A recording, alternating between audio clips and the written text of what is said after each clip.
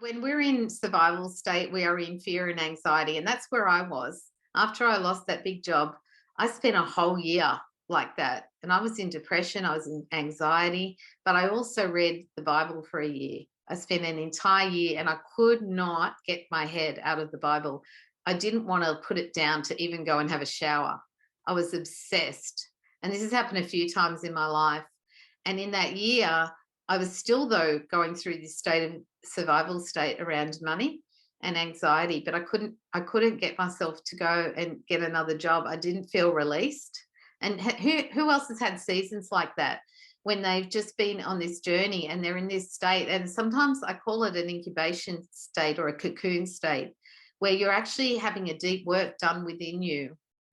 And the deep work is preparation for the next season. And when you understand the season you're in, you're able to better deal with the season. So the transition state, there's often a lot of stress and uncertainty. And many people are in this state right now because they're trying to create a new business, trying to create a new offer. And so there's uncertainty. You can be certain of uncertainty. And human beings don't like uncertainty because we want to feel certain, because we are back in our dinosaur part of our brain.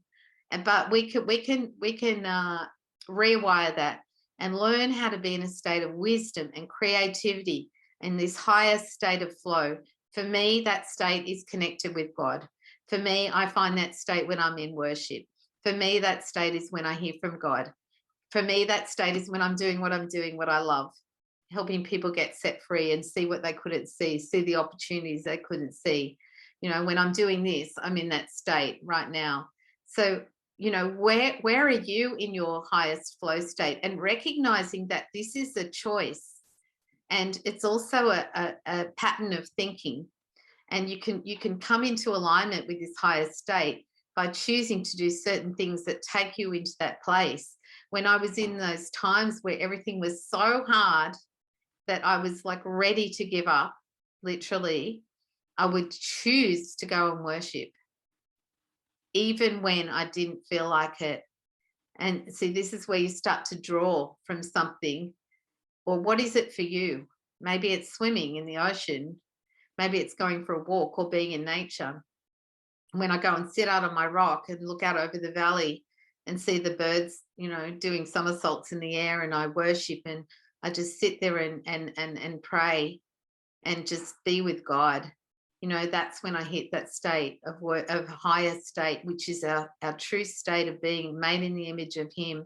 And so sometimes we can be in that state with something we love to do, but then when it comes to selling more money, we're down in survival or fear or anxiety, because we don't know how to sell in a way that is comfortable, that isn't pushy. And I've got some good news for you, though. The Holy Spirit has taught me a sales process that isn't pushy. And part of this process, you're going to be learning little parts of it and tools as we go through this program to help you to recognize how to reframe the way you think about selling, so that you understand that what you have is gold, and it literally is an exchange of gold for gold, and that it ties into that worthiness and identity.